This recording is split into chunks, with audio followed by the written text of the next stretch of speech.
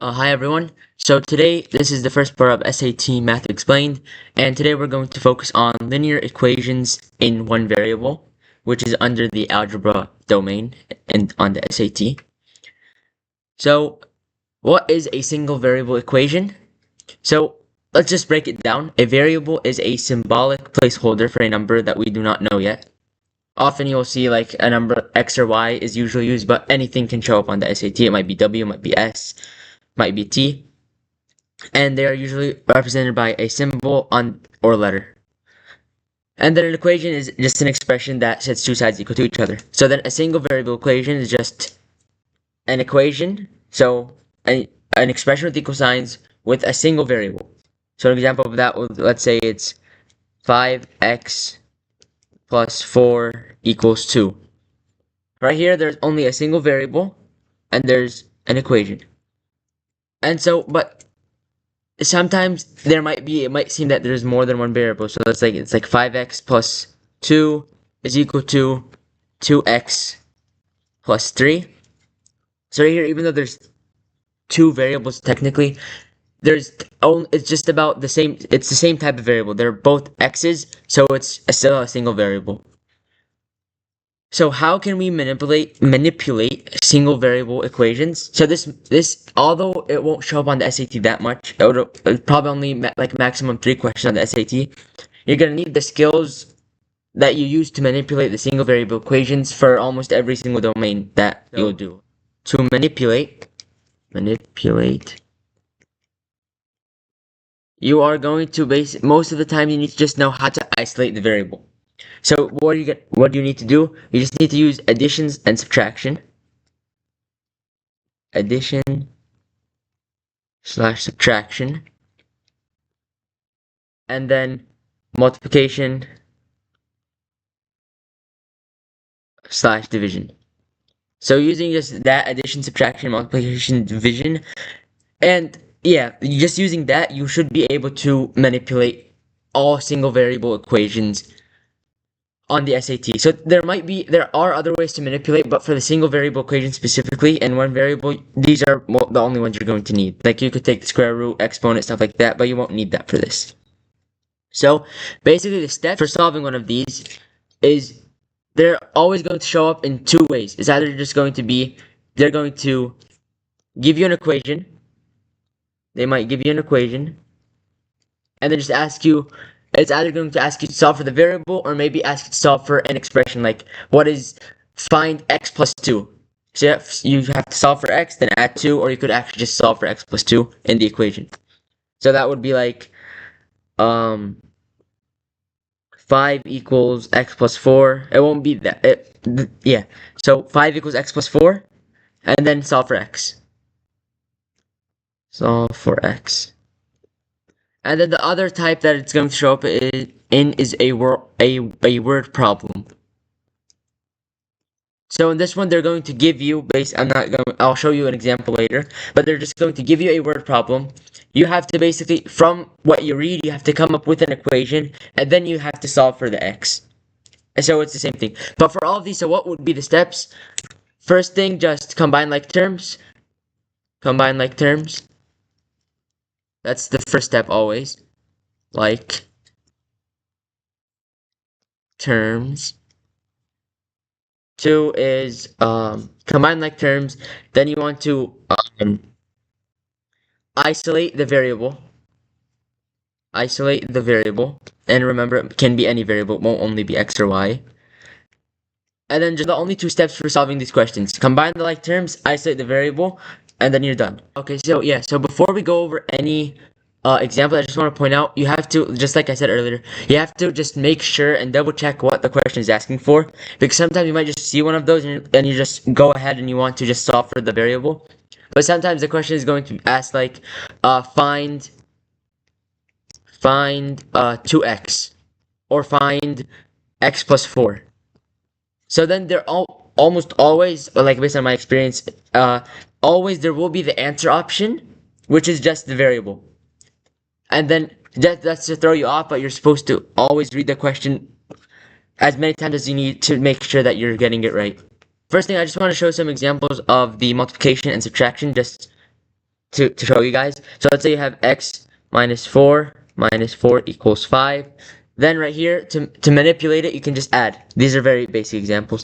Plus 4, you get x equals 9. And just remember, anytime you do because there's an equal sign, this thing, anytime you do something for one side, so right here we added 4, you have to always do that to the other side, or then it's the answer you're going to get is wrong because you changed it. They won't be equal anymore. And then let's say you have 4x equals 20, and you will always have a calculator, by the way. Divide both sides by 4, you get x equals 5. So this is an example. So I'm going to do from the SAT question bank, I'm going to do a easy, medium, and hard difficulty levels just to show you guys the type of questions you should be expecting to get on the exam. So this question says that John paid it. This is one of the word problem questions, so you have to find the equation. So even the question says which of the following equation represents the situation, and we're going to go an extra step, and solve for the variable.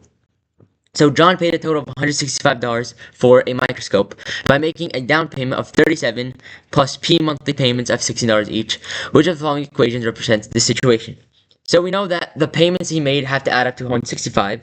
So one side of the equation will be 165. And that is in every single answer option. That's correct.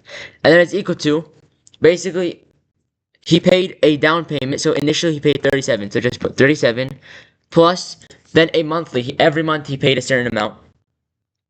So he paid 16. So you just put 16p. Because with this, let's say after 1 month, it's 37 plus 16 times 1 because it's 1 month. 2 months, 37 plus 16 times 2 until it gets to 165. So now, let's say the question asked us to find how many months would it take for John to pay for the microscope, to fully pay for the microscope. So to do that, you have to solve for P, because P is a monthly payments. So how many monthly payments did it take? So first thing, we want to isolate the term with the variable. So we subtract 37 from both sides, minus 37. That gives us, I'm just going to use Desmos. 165 minus 37. You get 128. So 128 is equal to 16p. Now we have the whole term. This is the whole thing with the variable. It's isolated. But now we only want p. We don't want the 16. So here we divide both sides by 16. Divide both sides by 16. So when we divide 16 over 16, that cancels out to 1. 1 times p is just p. So this is another thing to note. When you're manipulating through adding and subtracting, you want it to get it to 0. 37 minus 37, that is 0. But when dividing and multiplying, you want to get 1. So that, because 1 times anything is itself. Because if you took it down to 0, you would have 0 times 2, which is 0, then you just lose the variable. So then 128 divided by 16 is 8. So P equals 8. After 8 months, John will have fully paid for his microscope. So now let's move on to a medium question. So the medium question is just a basic solve, but you can see how a little more complex the questions get, but they still only have one variable. There's only x. There's no other symbol or letter. So for this one, first thing we want to combine like terms. So we can add 11 from, I'm using a white pen. Okay, we can add 11 to both sides. That's the first thing, to combine like terms. So we get 3 times, this stays the same, nothing changed. And then 11, 11 plus 11, we're adding to both sides. So it becomes 0. Equals 4 times x minus 3, this was affected. And then 6 plus 11 is 17. 17. Okay, so now we want to isolate the x's. So a good way to do this would be to distribute, just so that we can get the x out of the parentheses, and we do that twice, here and there. So distribute, we just multiply 4 by the first term by the second term. So we get 6x minus 18 is equal to 4 times x is 4x, 4 times 3, negative 3 is negative 12. Always make sure to focus on the negatives and positives. And plus 17. Now we want to combine like terms again. So we have a negative 18, a negative 12, and a 17.